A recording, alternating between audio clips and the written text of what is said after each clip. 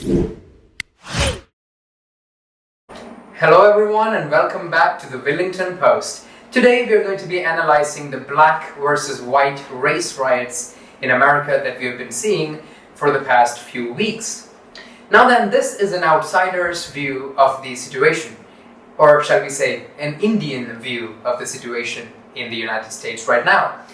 We have been seeing, since the death of George Floyd in the hands of a policeman, several riots have been rampaging across the United States and very angry narratives have been thrown against President Donald John Trump.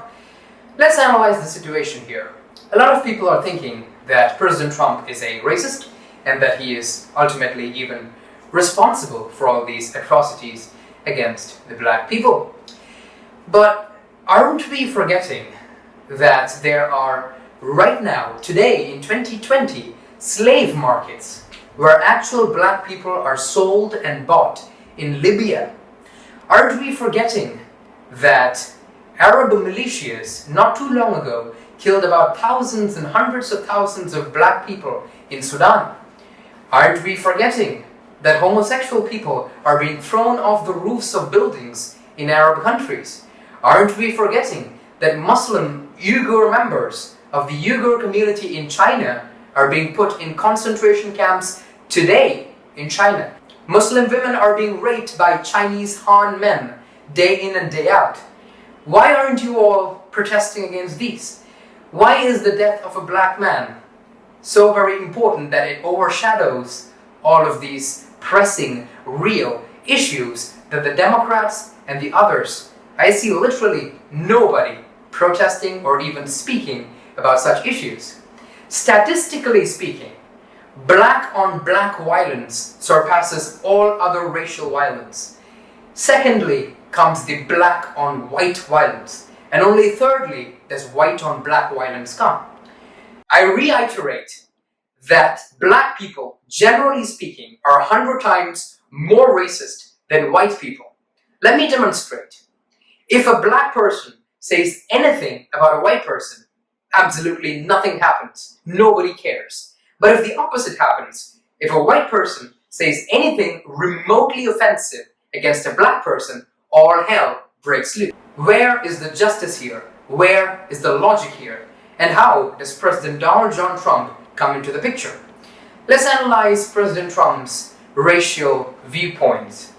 We have seen long before President Trump became president, he had honored several black personalities that have influenced the United States, like Muhammad Ali and Rosa Parks. He had even contributed to the education and upliftment of the black community. And even today, he has members in his cabinet that are from the black community. Since President Trump got into office, black unemployment in America has reached an all-time low.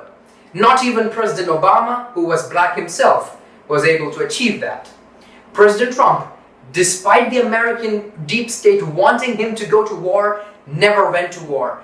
On the contrary, he pulled his troops out of the Middle East, ending major conflicts in Afghanistan, Iraq, and Syria, saving trillions of dollars for the American nation, which are redirected to the betterment of the American society, which includes the black people too. I do not know why President Trump is repeatedly targeted as a racist, while he is just the opposite. I believe and I firmly reiterate that President Trump has always been colorblind when it comes to racism. A lot of people do not like him, maybe because of his gestures, maybe because of the way he speaks, but when it comes to getting things done, there is nobody that can beat President Trump. Please do analyze the facts yourself. Look at the statistics yourself and do your independent research instead of looking at the mainstream media. Look at the real perpetrators and the real violent people here.